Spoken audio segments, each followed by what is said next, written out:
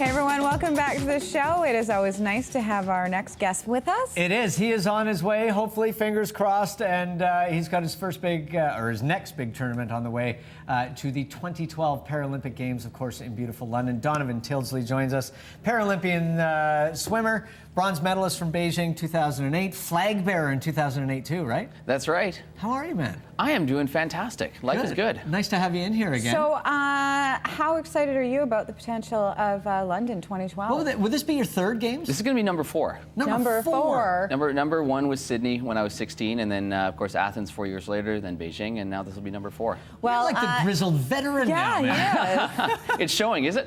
Yeah, that's right. Now, Donovan, a lot of people, since we knew you were coming back, say, how does a blind person swim? How do you do it? And we've chatted with you before, but just to refresh people's memories, maybe you can explain the process for you, how you train, how you swim, and how it's different for you.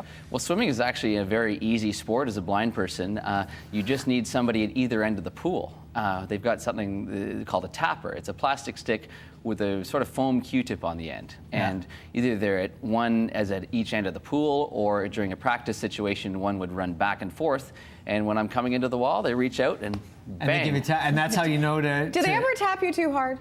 You know, I'd much rather them tap me too hard than not tap me at all. Yeah, well, I was going to say there's actually quite a bit of responsibility for the tapper to not miss. Yeah, no, it's no easy job. Like, you have to kind of keep your eye on the ball, so to speak. You know. Yeah. So do you train with your tappers, like when you're training and doing all your work? Well, yeah, no, there's a certain component of you do have to train them and make sure that they know how to tap you, how hard, how soft, how far.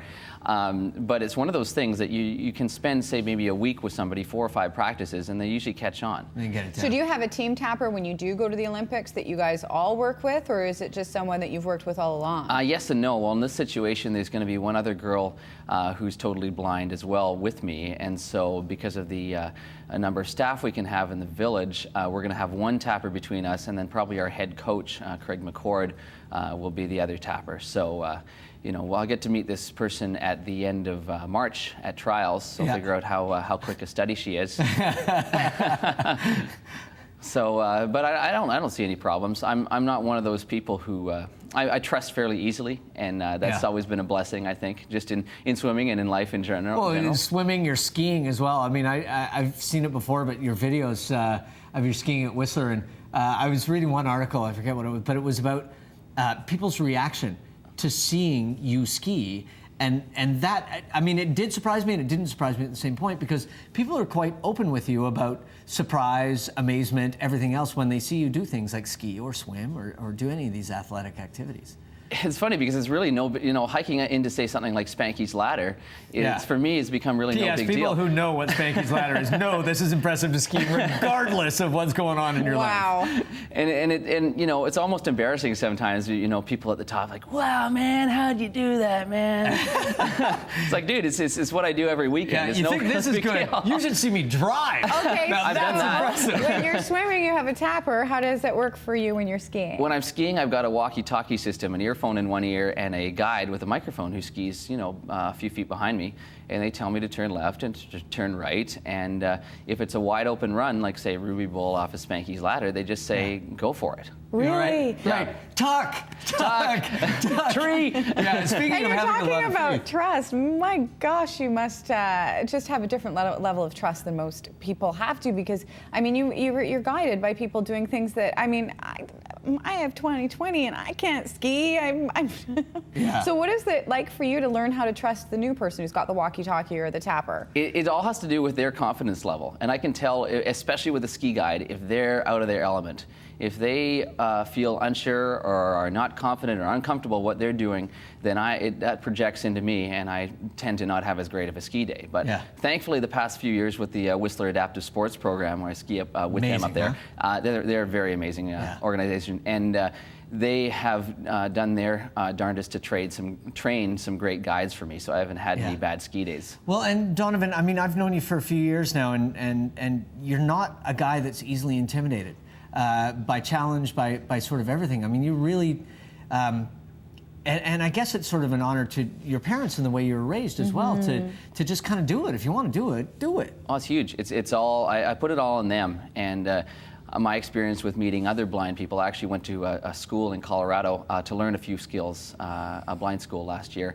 And the other blind people I met, I was just very surprised at how not many of them were go-getters. And it really comes down to the parents I've had, the support network I've had, because without that, I wouldn't be very far And along. did you just do that in the past year? Yeah, I did. I went to Denver for 7 months to the Colorado Center for the Blind, which is a training center where blind people learn how to cook and get around better, and obviously if they've just gone blind, learn how to read their Braille and their technology. And I guess I went just for a change, and because I want to get out on my own, and I thought, you know, I need to learn a few things around the kitchen, and I can get from one side of a pool to the other just fine, but take me to a street and chances are I'll veer right off into traffic. Right. Don't do that, please. Yeah, please don't do that. Okay, you have no fear, and you do all sorts of things that most people don't or don't even try. Stand-up comedy is supposed to be one of the scariest things. Because why not, right? that people do. What made you get into this? Well, I guess a combination of a few things. I've always been intrigued with stand-up comedy. I remember even almost 6 years ago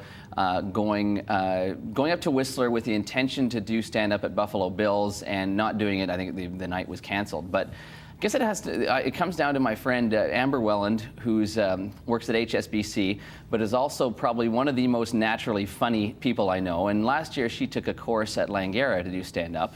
And I thought, this is rather intriguing. Like, this would be cool to see. A course on stand-up. A course on stand-up, yeah, 6-week-long course, and they teach you the ins and outs and the basics. And she did her routine. And after that, we went to a couple of comedy shows.